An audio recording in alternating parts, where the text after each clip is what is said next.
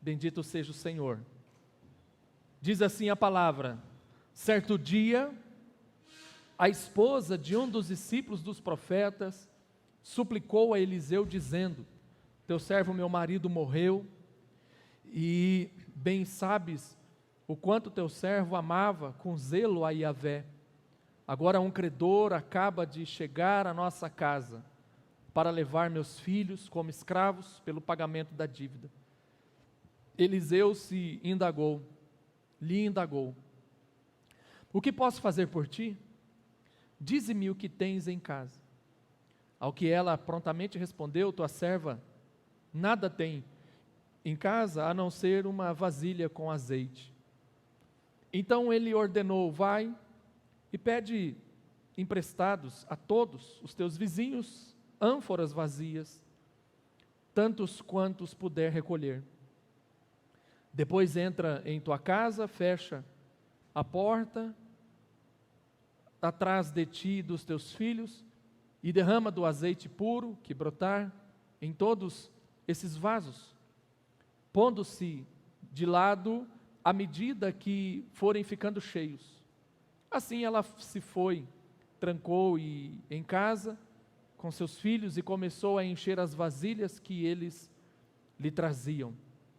Quando todas as ânforas estavam cheias, a mulher pediu a um de seus filhos: traz mais uma vasilha. Ao que ele replicou: não há mais nenhuma vazia. Então o azeite parou de correr. Em seguida ela saiu e contou tudo o que se passara ao homem de Deus, que lhe orientou dizendo: pois agora vai, vende esse óleo puro, paga todas as tuas dívidas e viverá em paz tu e teus filhos do resto da venda. Senhor, mais uma vez nesta manhã nós nos colocamos diante de tua presença. Senhor poderoso, que o teu Santo Espírito agora fale profundamente ao nosso coração. Mais uma vez eu te suplico que o Senhor acampe com os teus anjos aqui ao redor da igreja, ao redor de cada lar que está nos acompanhando nesta manhã, e que o Senhor, ó Deus, purifique a nossa mente, o nosso coração, para que possamos compreender, ó Pai querido, a tua palavra nesta manhã, e que o teu Santo Espírito, ó Deus amado, transforme o nosso coração, pois esse é o desejo do meu coração, do teu coração, que possamos sair desse lugar, que possamos nesse dia sermos transformados pelo poder da palavra e do Evangelho de Cristo Jesus. É essa oração que eu faço, em nome do teu Filho, amém e amém. Pode se assentar, meus irmãos? Eu não sei se vocês perceberam, mas nós trocamos o púlpito, agora ficou meio difícil pegar aqui a água, precisa de uma manobra, né? Tem um buraquinho aqui para colocar ele, pronto. Então você já derruba a água, aí fica bom, né, Edson? Mas vamos lá. O tema da mensagem desta manhã é: tempos de crise são oportunidades para vivermos milagres. E essa é uma verdade.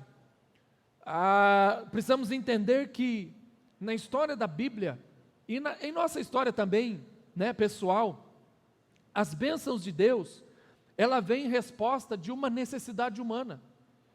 Via de regra, quando nós precisamos de alguma coisa, é nesse momento que Deus age.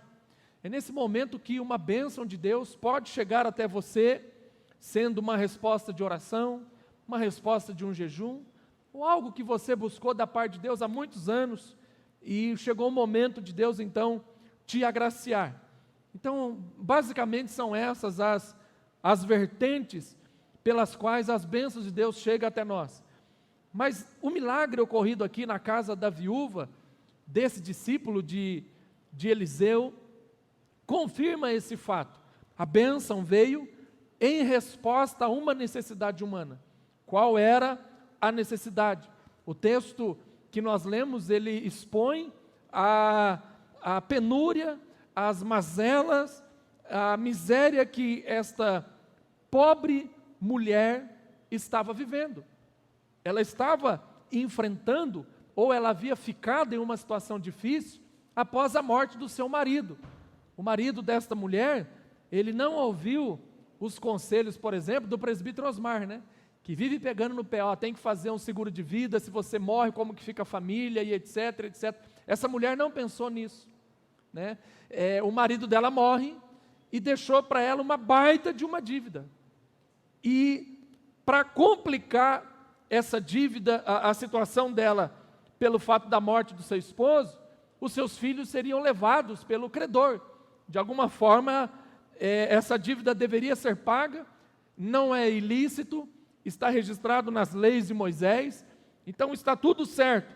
Agora, o que salta aos nossos olhos aqui, nesta manhã, é que havia uma necessidade urgente, havia uma situação que precisava ser resolvida.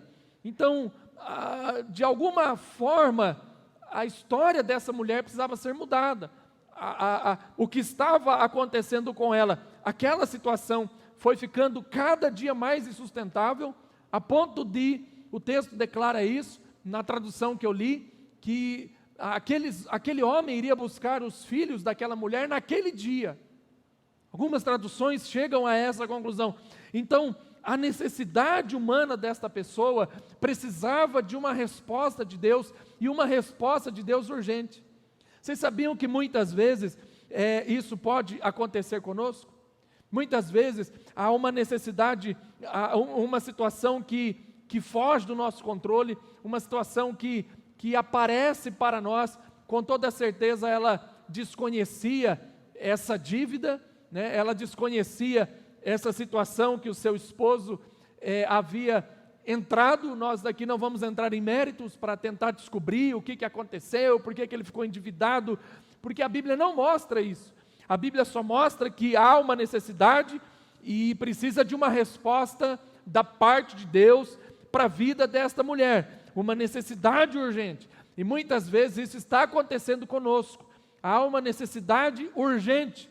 E como nós costumamos brincar ou dizer no ditado popular, isso era para ter acontecido já ontem e não hoje. Então esse milagre operado na vida desta mulher, ali na região de Sinem, tem ensinamentos profundos, importantes e particulares para cada um de nós. Para cada um de nós, nós aprendemos coisas relevantes para nós nesse momento, principalmente nesse momento de crise que nós estamos vivendo, uma situação extremamente difícil, que está fugindo do controle das autoridades, que está fugindo do controle de muitas pessoas, né? As pessoas estão brincando com a vida. Ontem eu fui fazer uma assembleia em uma congregação presbiteriana Santana de Parnaíba, e é impressionante a rebelião da população, né? O governador falou que não pode ter aglomeração de pessoas nas ruas, nos bares, e à medida que eu ia chegando em Barueri para pegar o pastor Walter para ir comigo, eu passei numa rua pequena, e quase que eu tenho que atropelar as pessoas para poder conseguir atravessar para o outro lado. De tanta gente aglomerada, bebendo, fazendo festa e etc. Aí anda mais um pouco, um outro grupo, anda mais um pouco, outro grupo, e as pessoas estão fazendo assim. Elas já não têm mais a preocupação, nem mesmo com a sua própria vida, né? Agendando. Eu vi uma estatística de que no começo do ano até agora, um dos ramos comerciais que mais está em alta são aluguéis de chácaras. Eles acham que lá o bicho não vai, né?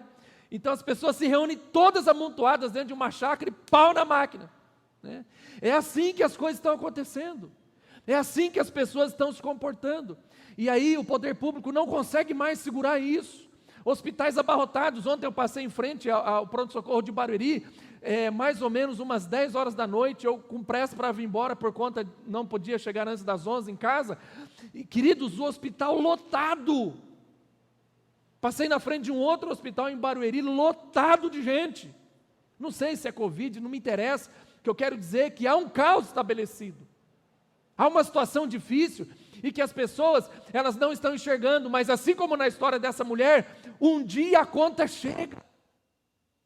Um dia a conta chega. Seja da pior forma que você imaginar. Se não é pela saúde, é pela economia.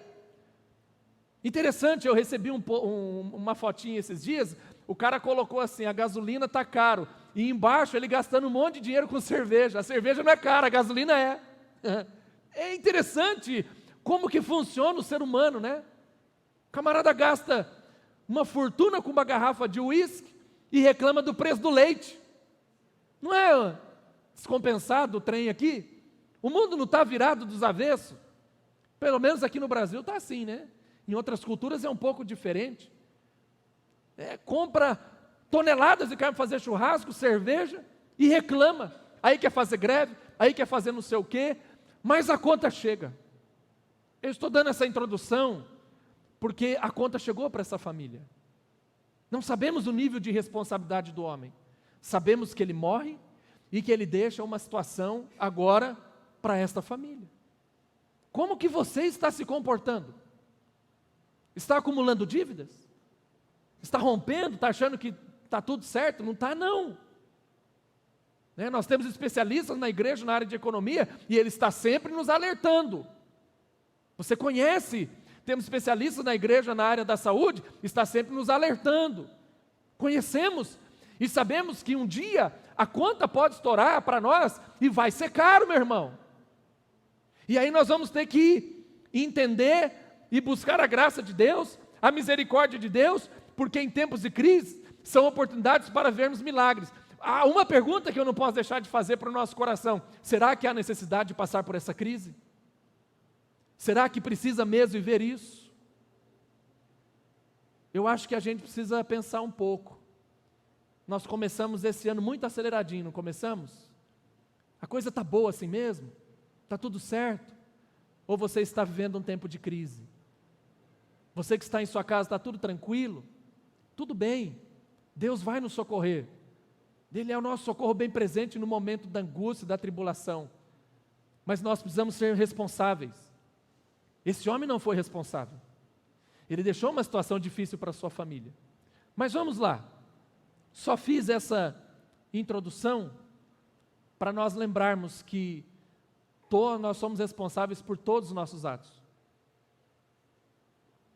E um dia, é como a fatura do cartão de crédito, né? A gente vai comprando com ele. Só que no dia 5 ele chega na minha casa, sabia, João? Aí não adianta ficar olhando, ué, ninguém mandou. Assim é na nossa vida, irmãos. Assim é em nossa vida. Primeira coisa que eu aprendo com essa história, se você quiser anotar: clame por ajuda antes que seja tarde demais. Amém? Vamos dizer juntos: eu preciso clamar por ajuda antes que seja tarde demais. O verso primeiro começa dizendo assim: certo dia, a mulher de um dos discípulos do profeta foi clamar a Eliseu. Certo dia. O texto começa dizendo, usando nessa expressão certo dia, não sei se na sua tradução está assim, mas a palavra aqui para certo em hebraico é echad, é um artigo indefinido. E dia é yom, no sentido de 24 horas, um dia. Tá? A junção dessas duas palavras significa um dia indefinido. Então, quando você mistura echad com yom, echad yom, significa em um dia indefinido, ou seja, um prazo dentro de um limite de tempo que você consegue realizar algo. É essa a ideia da história. Um prazo dentro de um limite de tempo que você consegue realizar algo, ou seja, ainda não é tarde demais. É essa a história que essa expressão do verso primeiro, certo dia, começa declarando para nós, que ainda não é tarde demais, ainda dá tempo, e echad yom, ainda tem chance, ainda tem oportunidade, porque estamos dentro de um prazo estabelecido para conseguirmos ajuda, estamos dentro de um prazo exposto por Deus, para que nós possamos conquistar algo, ou seja, não é tarde demais para mim e para você, ainda há tempo, ainda temos chance de mudar essa situação. A situação desta mulher era desesperadora, ela não teve nem tempo de processar o luto do seu esposo, os homens já estavam batendo em sua porta para levar os seus filhos, Como eu disse para vocês, era algo comum naquele período. Eles poderiam trabalhar como escravos até que a dívida fosse paga, mas, por outro lado, nunca os escravos retornavam para suas casas. Era um trabalho escravo mesmo. Depois que você saiu, já era, esquece. Você não retorna, você não tem condições. Mas ela percebe que ela ainda está dentro de um prazo que poderia ser resolvido. Ainda não havia fechado o limite para que ela conseguisse essa ajuda. Agora, uma coisa que precisa ficar evidente aqui para nós, meus queridos irmãos: quem disse que famílias de Deus não sofrem situações de crise extrema? Quem disse para você que nós, pelo fato de servirmos a Jesus, não vamos ter dias difíceis? Isso é uma falácia. A pessoa que pensa assim está completamente por fora. O texto mostra que o marido desta mulher era profeta, um dos discípulos do profeta Eliseu. Queridos, Eliseu é um dos maiores homens de Deus que já viveram na terra, principalmente naquele período. Um homem com uma unção tremenda, uma unção dobrada que ele recebe de Elias. É esse camarada, é nos pés desse homem. E era um tempo de avivamento na nação de Israel. As pessoas estavam vivendo esse tempo de avivamento, aquele tempo de crise, no sentido de não ter água, de não ter... Ficou lá com Elias. Agora Israel estava vivendo um outro período, um outro momento, um momento abençoado, na questão financeira, na questão social, na questão espiritual. Há um profeta, os profetas de Baal já não existem mais, já se acabaram, foram derrotados por Elias, estão vivendo um tempo de avivamento. É claro que algumas situações difíceis surgiram, alguns impérios tentaram se levantar contra Israel, mas Deus usou Eliseu para colocar por terra. Então é esse momento, é essa história, é nesse contexto que esse homem está inserido. E o texto vai dizer que o homem, o marido desta mulher, ele era um homem de Deus. E para a Bíblia colocar você como homem de Deus, tinha que ser um crente mesmo, não um crente meia boca não. Então, famílias cristãs, desconstrua isso em nome de Jesus, podem viver momentos difíceis sim, podem ter crises sim. Não é pelo fato de você jejuar, orar e etc, que nada de errado, nada de ruim vai acontecer na sua vida. Nós estamos dentro de uma estrutura, e essa estrutura muitas vezes é maligna, é satânica. Nós estamos debaixo de um contexto social, político, você não domina nada. Você não tem controle de absolutamente nada. Isso ficou muito evidente com essa pandemia, né? O governo quer uma coisa, o governo federal quer outra, o prefeito quer outra, e a população fica no meio dessa salada de gato aí, né? Pessoas são impunes, cometem crimes violentos, terríveis. Onde já se viu um camarada mentir que aplicou uma vacina e alguém, né? O cara vem lá com uma injeção sem nada dentro e Deus abençoe. Ainda coloca Deus no rolo, né? Eu vi uns casos assim. Que absurdo. E isso pode acontecer com a gente. Eu vou ficar com o meu zoião lá, ver se tem água, se tem um insumo ali, né? Explica direito aí, rapaz. Eu vou fazer selfie ainda. Só que se eu desmaiar, daí eu deleto, né? Corta, isso aqui não vale. Entende? Não é um absurdo. Pode acontecer. Você não tem o domínio. Você não tem o controle, nós vivemos debaixo da graça de Deus, mas coisas ruins podem chegar em nossa casa sim. E o texto vai dizer que chegou para ela, e aí então ela vai clamar ao profeta Eliseu. O termo aqui, em hebraico para clamar, é tsaak. Tsaak significa, nesse contexto, nessa expressão, clamar por ajuda, chorar em alta voz, gritar de aflição ou necessidade. É isso que ela vai fazer. Ela chega diante daquele homem e ela clama por ajuda. Entende? Tsaak, clamar por ajuda. Eu preciso de ajuda, eu não consigo mais, eu estou aflita, as necessidades são tamanhas, elas são tremendas. Os meus filhos vão embora, já perdi o marido, e agora o que eu faço? Essa é a situação. clamar por ajuda antes que seja tarde demais. Pode ser que ela tenha ido procurar em outros lugares, pode ser que ela, não sei, o texto não fala isso, nós podemos conjecturar, mas a grande ideia que o texto passa para nós é que ela vai clamar a Eliseu, porque ainda havia esperança. Ela vai clamar a Eliseu, porque ela ainda estava dentro de um prazo, ainda havia oportunidade, ainda havia chance.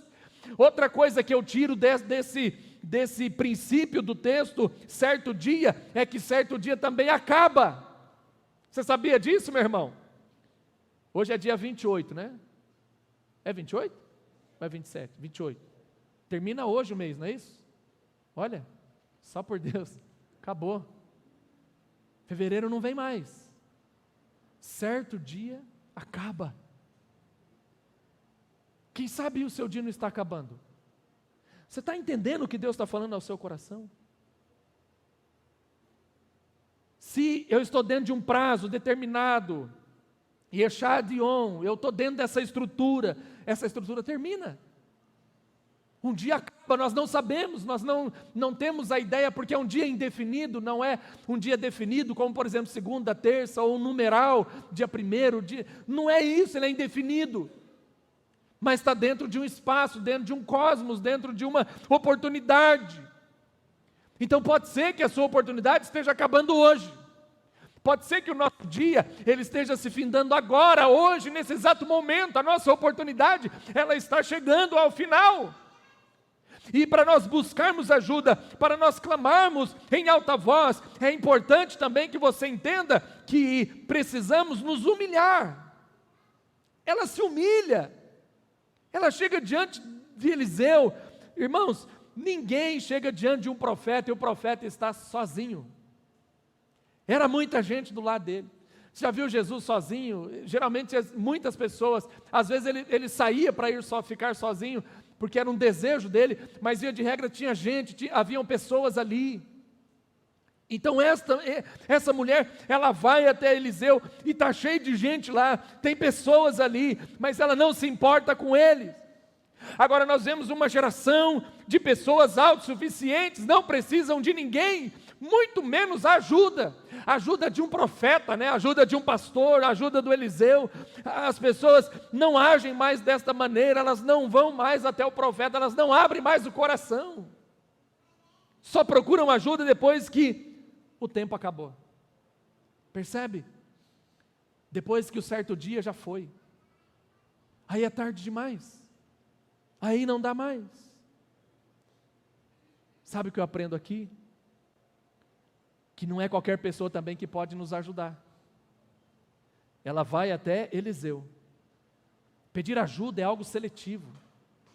Você não pode ficar pedindo ajuda para qualquer tipo de pessoa. Não é qualquer pessoa que vai sensibilizar com a sua dor, não, muito pelo contrário, pode ser que ela depois espalhe a sua dor, né? Pode ser que depois ela não consiga conter dentro de si e saia por aí fazendo pedidos de oração. Vamos orar para fulano de tal, porque a coisa está assim, entende? Então, ela é seletiva, ela sabe com quem que ela vai falar, não é qualquer pessoa que pode ser um instrumento de Deus para a nossa vida. Tem pessoas certas, você tem um pastor, você tem um colegiado de presbíteros, você tem pessoas de confiança, você seleciona quem você quer. Essa mulher, ela não vai procurar em outro profeta, em um falso profeta, ou qualquer outro nível de liderança. O marido dela era discípulo de Eliseu. Percebe a diferença? Ela não vai procurar com outro crente, com outro pastor, de uma outra denominação, de uma outra igreja, não, ela vai no pastor dela. Ela vai falar com Eliseu. Eliseu, a coisa está assim. Eliseu, meu marido já morreu. Eliseu, eu tenho uma outra mensagem muito bacana nisso aqui, agora que eu lembrei, que Eliseu nem sabia que o cara tinha morrido. Essa é para nós líderes, né? Então vamos deixar para um outro momento. Quem sabe uma outra reunião de liderança. Mas ela vai até Eliseu. Ela não foi falar com Agenor Duque. Ela não ligou para o Edir Macedo. Ela não ligou para o Malafaia. Ela foi falar com Eliseu. Eu sinto muito, irmãos, mas é uma realidade. Tem crente que está trazendo maldição para si porque não procura seu pastor. A mensagem que o Osmar falou, que ele ministrou, foi sexta, né, presbítero Osmar? É fantástica. É fantástica. A ovelha conhece a voz do pastor. Olha a avaliação que o camarada faz. E é por isso que eu não fico escutando outros pregadores, sabia? Eu escuto os nossos. Não escuto mesmo. De forma alguma. Olha a avaliação que ele faz. Tem o pastor e tem o ajudante. Às vezes é um cachorro, né? Mas eu já vi isso no Oriente Médio. Lá na Jordânia, saindo de Amã, tinha uma tribo beduína. Eu tenho até foto disso. E uma pastora, no caso uma mulher, que ela estava de burca, né, conduzindo os animais, e uma criança do lado. Ponto. Mais à frente, isso no deserto, tá? Mais à frente, aí eu vi um homem, né, um beduíno, um pastor, e uma outra pessoa do lado. Porque é assim que funciona. E geralmente tem um cachorro também, né, para ajudar. Mas é assim que funciona. Porque ela se familiariza com a voz dos dois. Percebe a diferença? E o que Jesus falou? Que a ovelha, ela conhece a voz do seu pastor. É a palavra de Jesus, não é minha, nem muito menos do presbítero Osmar. Isso já é uma cultura. É algo interessante que a gente precisa observar, porque agora com essa facilidade, com essa expansão dos meios de comunicação, vocês estão ouvindo vozes o tempo todo. Termina um aqui, começa outro lá, termina lá, começa cá, e assim vai ouvindo voz. De repente você já não sabe mais quem que você ouve. Se alguém vem e prega diferente do meu e é um desses bichões aí da mídia, pronto, será que o pastor Ricardo está correto? Ou será que aquela pessoa está correta? Quem ele está falando, etc. Você vai criando uma confusão. Ela vai até Eliseu. Aqui está um segredo de Deus para a sua vida. Eu não estou puxando sardinha para o meu lado. Se você não me tolera mais como pastor, fique tranquilo. Não tem problema, você pode buscar um outro pastor, você pode entrar em contato com o conselho, trocar, fazer sucessão pastoral. Eu quero o melhor de Deus para a sua vida. Não ouça vozes, não fique focado. Ela vai aonde Deus mandou que ela fosse. Olha, meu marido era daqui, ele fez assim, aconteceu assim, pelo amor de Deus, me ajuda. Não espere, meu amado irmão, tudo ser destruído em sua vida para que você procure um milagre, para que você procure ajuda. Não espere, meu querido irmão, compartilhe com pessoas certas, sabe? Ouça então lá o conselho de Jetro, em Êxodo capítulo 18, aonde ele vai falar para Moisés: Moisés, separa homens idôneos. A nossa igreja tem homens idôneos, separados por Deus. Procura essas pessoas, leva até eles. Se você não tem condições de falar comigo, se você não tem coragem de falar comigo, leva até esses homens idôneos, mas não leve em outro lugar.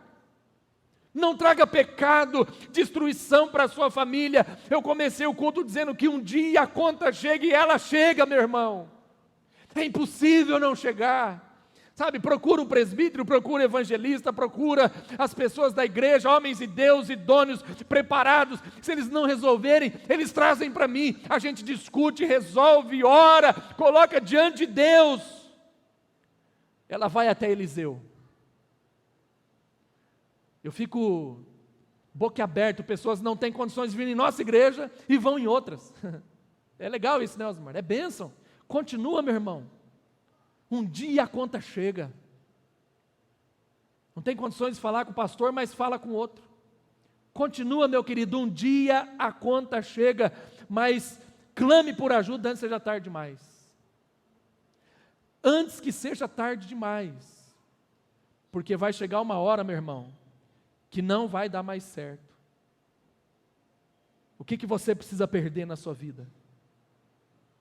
O que você precisa perder para você criar coragem de buscar ajuda, né? Alguns têm que perder o relacionamento com os filhos, alguns têm que perder o casamento. O camarada vai até que perdeu o casamento, pronto, né? Outros têm que perder o emprego, outros têm que perder isso, têm que perder aquilo, outros têm que perder a saúde para começar a mudar, outros têm que ter uma crise financeira para entender e buscar ajuda. Não é assim? O cara tem que falir para começar de novo? Por que que precisou falir? Por que que não buscou socorro antes? Por falta de humildade. A única palavra que pode definir esse tipo de comportamento é a ausência de humildade. Nós não somos humildes o suficiente para buscar em Deus uma ajuda para vencer essa crise, para buscar nas pessoas que nós conhecemos uma ajuda. Ah, não conheço ninguém, vai no Senac, vai não sei aonde, procura. Não espera entrar num lamaçal de dívida que vai roubar suas noites de descanso, vai roubar sua saúde, vai roubar sua paz, seu relacionamento com a sua família. Não espere isso acontecer. Procure ajuda. Não cometa a loucura que o marido dessa mulher cometeu, mas cometa a sanidade que ela teve. Procurar ajuda antes que fosse tarde demais. Amém, queridos? Está pesado, né? Mas é assim mesmo. Segunda coisa, vamos lá, para a gente terminar. A segunda lição que eu aprendo, dentro desse tempo de crise, que são oportunidades para nós vermos tempos de milagre, acredite, Deus vai usar o que você tem dentro da sua casa para abençoar você. Amém? Fala para o seu irmão, Deus vai usar o que você tem dentro de sua casa para abençoar você. Versículo 2, Eliseu lhe perguntou, que te hei de fazer? Dize-me o que tens em casa. Aí ela responde, tua serva não tem nada, a não ser uma botija de azeite. É incrível como nós temos dificuldade de confiar no que nós temos. É impressionante a nossa capacidade de diminuição, de não enxergar de que o que você tem é o suficiente, de que aquilo que Deus nos deu é o bastante. Então ele pergunta para ela, o que eu tenho que fazer por você? E depois ele faz outra pergunta, o que tem em sua casa? Percebe? São dois questionamentos que Eliseu vai fazer. E esses dois questionamentos, ele tem um propósito. E esse propósito é mexer com o coração desta mulher, para que ela passe a acreditar que aquilo que ela tem é o suficiente, é o bastante, é exatamente aquilo que Deus vai usar para mudar a sua história, para mudar a sua sorte. Muitas vezes as pessoas não acreditam que aquilo que ela tem é de Deus, e Deus vai agir através daquilo que Deus tem para nós, ou através da vida que Ele nos deu, através de nossa instrumentalidade, de nós mesmos. Nós somos esse canal de bênção de Deus para a vida das pessoas e para a nossa casa, para a nossa família. Então é importante que você passe a acreditar mais nisso, se você quer romper e viver um tempo de milagre em períodos de crise, em tempos de crise. Acredite que o que o que você tem em sua casa é aquilo que Deus vai usar. Irmãos, a pergunta que Eliseu faz para essa mulher é muito estranha para ela. Sabe o que ela foi fazer lá com Eliseu? Buscar o din-din. Existem alguns pensadores que dizem que, e é uma verdade isso, né, principalmente por causa das leis de Deus, mas que esses trabalhadores, esses discípulos, dependendo do grau que ele já está no discipulado, no caso aqui, com a escola de profetas de Eliseu, eles são remunerados, alguns deles são remunerados. Então o que essa mulher está fazendo é basicamente ir lá buscar o que o seminário de Eliseu devia para o seu esposo. É uma leitura lógica, né? É racional isso, você entender assim. O que adianta ela ir lá pedir um prato de comida, sendo que eles vão levar os filhos, porque há uma dívida. Ela especifica, ela vai dizer, olha, meus filhos, os credores estão vindo, eles vão levar os meus filhos. Está falando de credores, está falando de din-din, de grana, né? De prata, de dinheiro. Então ela vai até lá buscando dinheiro. A sua dívida é por conta disso. Então ela precisa de dinheiro. E aí Eliseu vai dizer, o que eu posso fazer por você? Com toda certeza a resposta, tanto dos lábios dela, quanto dos meus, seria, olha Eliseu, eu estou precisando de grana. Você não ia responder isso? A pergunta é lógica. A situação é essa. Eu preciso de dinheiro. Então essa seria a resposta dos lábios. Mas, será que nós também, será que de fato era o dinheiro que ela precisava? Você já parou para pensar nessa pergunta?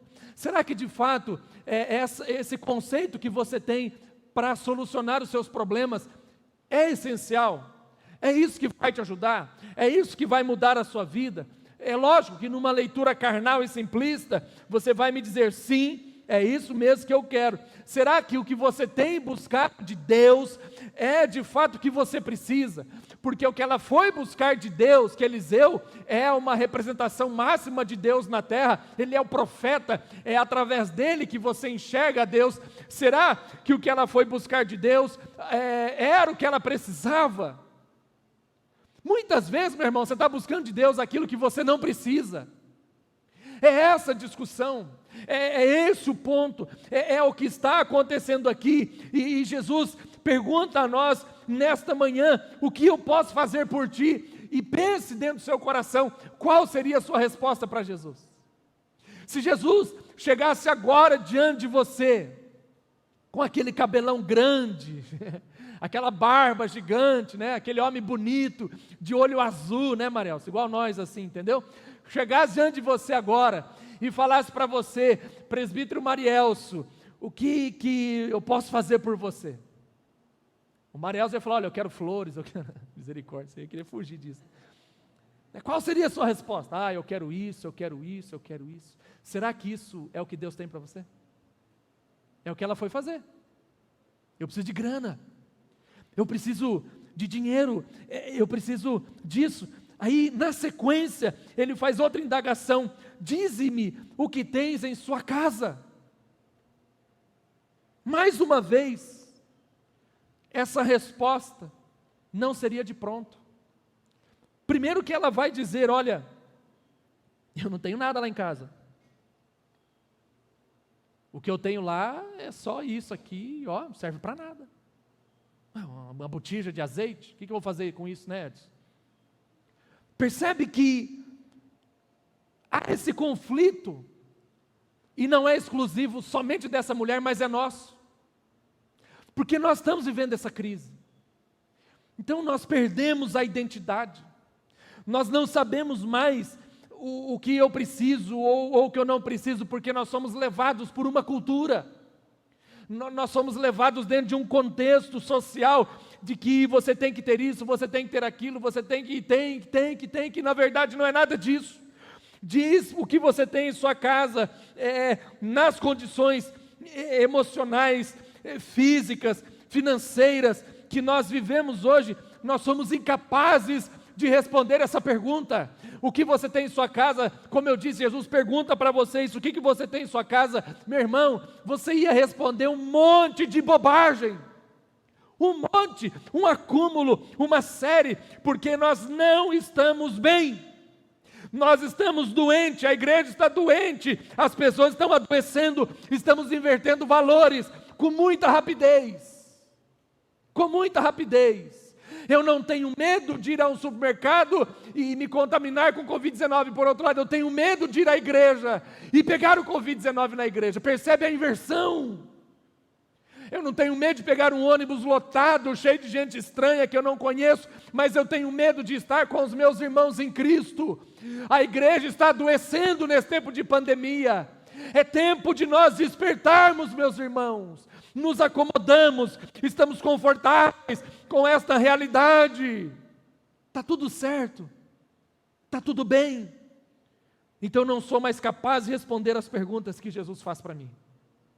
Eu não tenho mais essa crença, eu não tenho mais essa fé dentro do meu coração, de que o que eu tenho dentro de minha casa é o suficiente.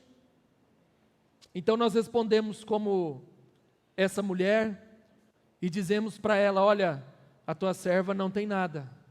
Quantas vezes você já se expôs dessa maneira? Eu não tenho absolutamente nada, eu não tenho fé, eu não tenho mais saúde, eu não tenho mais paz, eu não tenho mais ânimo, eu não tenho mais disposição, eu não consigo mais nem ao menos ir à igreja, eu não consigo mais nem ao menos mandar um WhatsApp para um irmão, conversar com ele, eu estou indisposto, eu não tenho nada. Quem sabe você entrou aqui nessa manhã assim, eu não tenho nada. Quem sabe você que está nos acompanhando aí pela rede social, eu não tenho nada.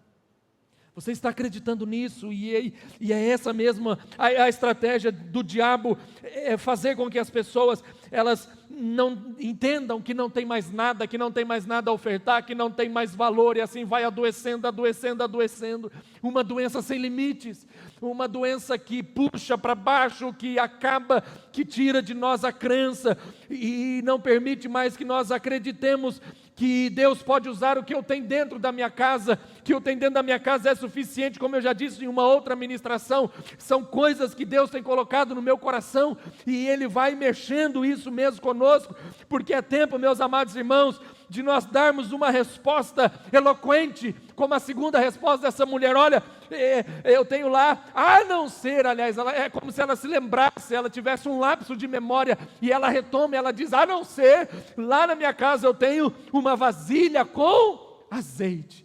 É só isso que Deus quer. Olha a loucura que estamos vivendo. Deus não quer que você tenha um monte de coisa, é apenas uma vasilha com azeite, é o suficiente. É isso. Era isso que Deus precisava ouvir para mudar a história daquela família. O que você tem na sua casa? Ainda que você menospreze isso, é isso que Deus quer. É ali que vai surgir o milagre, o impossível vai acontecer a partir dali. O que você tem? Olha, eu tenho na minha casa apenas isso. É essa a resposta que você tem que falar para Deus. Eu tenho na minha casa apenas isso. A última lição para a gente encerrar, eu vou encerrar daqui 4 minutos. Sua obediência e fé vai definir o tamanho do seu milagre. Aí ele vai a partir do verso 3 até o versículo 7. E aí então nós percebemos que precisamos agir com fé. Eliseu disse para ela no verso de número 3, então, disse Eliseu, vai e pede emprestado as vasilhas a todos os seus vizinhos, mas peça muitas. Tem uma tradução que diz assim, peçam muitas vasilhas, não poucas. Isso é o que? Fé. À medida que eu vou pedindo mais vasilhas, é à medida em que Deus vai me abençoar, percebe?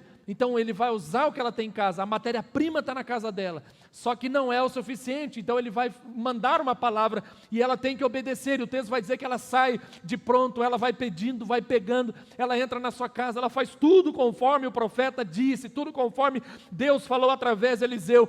Obediência e fé define o tamanho do seu milagre, obediência e fé define se a sua bênção vai chegar ou não, se você ainda está dentro desse tempo. Então Deus, Ele faz milagres independente de sua fé, mas por outro lado, o tamanho do seu milagre é proporcional à sua fé.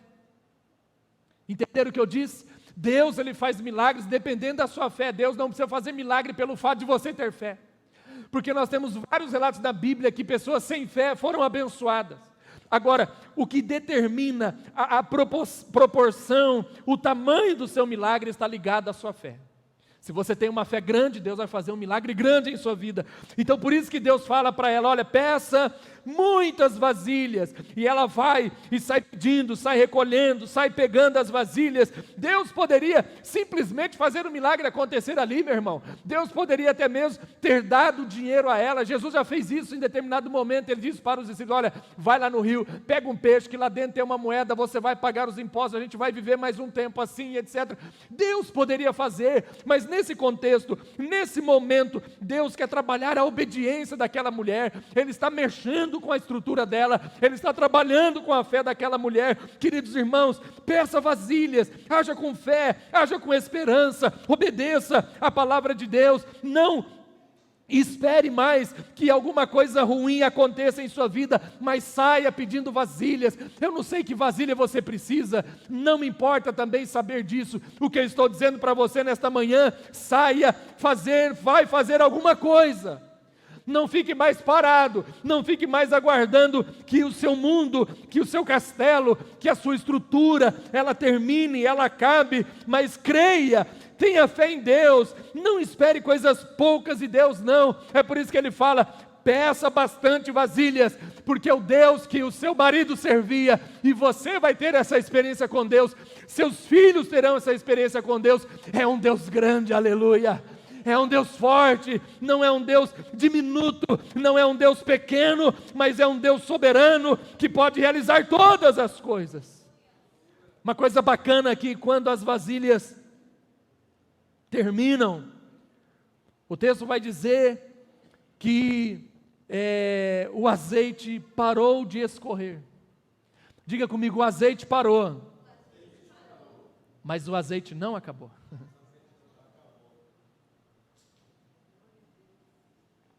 Aleluia, não acabou. É diferente parar e terminar, acabar, né? Muitas vezes o azeite em nossa vida ele para, não para? Mas ele não acaba, porque Deus é um manancial, nunca termina. Presta atenção, o azeite não acabou. Se tivesse mais recipiente, Deus ia continuar derramando, Deus ia continuar fazendo, mais bênçãos iam chegar naquela casa, coisas boas, coisas grandes continuariam chegando ali. Porque o azeite de Deus em nossa vida, ele nunca acaba, mas você precisa crer, você precisa acreditar. A quantidade de vasilha que nós temos é a quantidade da provisão de Deus em nossa vida. Então, se você tem bastante vasilha, haverá muita provisão. Sempre espere esses milagres de multiplicação de Deus em sua vida. No tempo de crise, se você obedecer a Deus, você pode ter certeza de uma coisa: o azeite nunca vai acabar. A não ser que você queira que ele pare, mas ele nunca vai acabar. Nós vamos encerrar por aqui. Vem aqui, Ministério de Louvor. Só o culto que tem que acabar, né? Aleluia.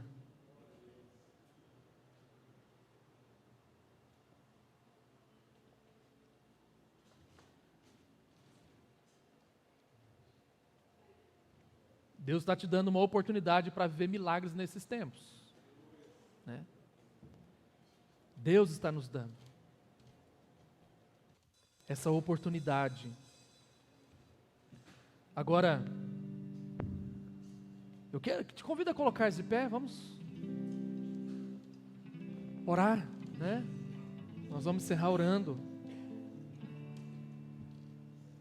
Orar por você, orar por sua família, orar por sua casa, né?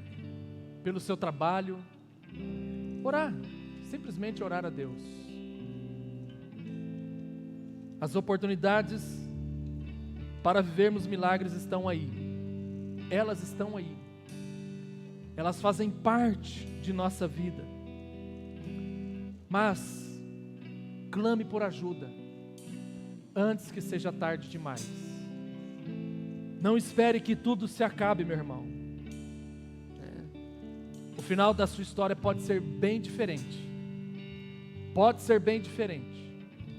Às vezes o início não está no nosso controle.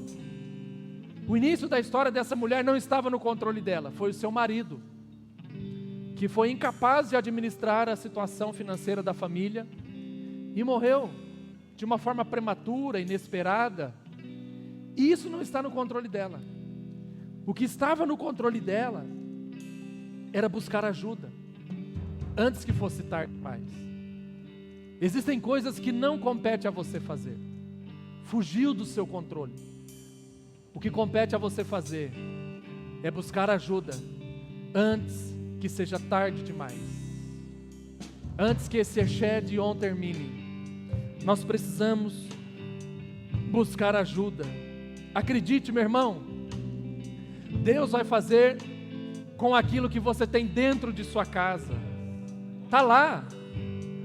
Basta você prestar atenção e buscar no reino espiritual. Quando Jesus perguntar a você o que eu tenho que fazer por você, sabe, o que você espera de Deus, enxergue o que você tem dentro da sua casa, que é aquilo mesmo que Ele vai usar. Ele vai usar. seja seu filho, seja o seu diploma, não importa, a discussão não é essa. Mas obediência e fé define o tamanho do seu milagre. Essa mulher obedeceu, ela teve fé, ela buscou muitas vasilhas, e o texto vai dizer que ela viveu com o resto por toda a sua vida. Tem uma tradução que diz que o restante seria suficiente para ela viver toda a sua vida, sem depender mais de ninguém, sem se preocupar mais com as pessoas vindo roubar ou tomar os seus filhos, sem se preocupar mais com a necessidade ou com a escassez de ter apenas ali uma vasilha e um pouquinho de azeite. Pronto, está resolvido. E detalhe, o texto também vai dizer para ela viver em paz. A crise rouba a nossa paz, ela tira as nossas noites de descanso. Mas quando nós obedecemos a Deus e nós temos fé no Senhor, nós vivemos em paz, porque sabemos que o azeite não vai acabar. Deus sempre terá algo novo, algo especial, algo importante para o nosso coração. Vamos orar. Pai, nós queremos nesta manhã, Senhor, entregar a Ti esta reunião, esse culto. Ó Deus, muito obrigado, Senhor, por Tua fidelidade.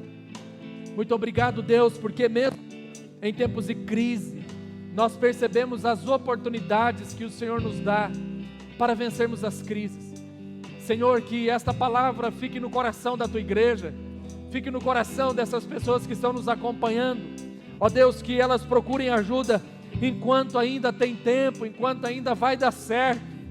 Ó Deus, que os Teus filhos acreditem que o que elas têm dentro de casa é o suficiente para Deus fazer um milagre, mas que possamos obedecer e ter fé em nosso coração, porque isso vai determinar o tamanho, a grandeza da bênção de Deus em nossa vida. Eu libero essa palavra profética sobre a Tua igreja nesta manhã, Deus, que o Teu Espírito Santo conduza a nossa vida, a nossa história ao longo desta semana, que o Senhor encha o nosso coração de alegria, de santidade e de paz. Obrigado, Deus, por essa oportunidade de nos reunirmos aqui, e nós queremos, ó Pai, colocar em prática tudo que nós aprendemos nesta manhã, no nome santo de Jesus. Despeça-nos debaixo da Tua graça, leva-nos, ó Deus, debaixo da Tua paz. Abençoa, Senhor, todos os lares que nos acompanharam até esse momento. Em nome de Cristo Jesus, eu entrego esse culto, esta reunião diante do Teu altar. Receba nesta manhã, Senhor, a nossa gratidão, a nossa adoração, o nosso amor, a nossa fé, a nossa esperança. Receba nesta manhã os nossos pecados, as nossas fraquezas e as nossas limitações, e suplicamos por um auxílio que venha do alto para o nosso coração nesse dia. Eu abençoo a Tua igreja, eu abençoo esses lares que estão conosco, eu abençoo a Tua obra, em nome de Cristo. Amém e amém.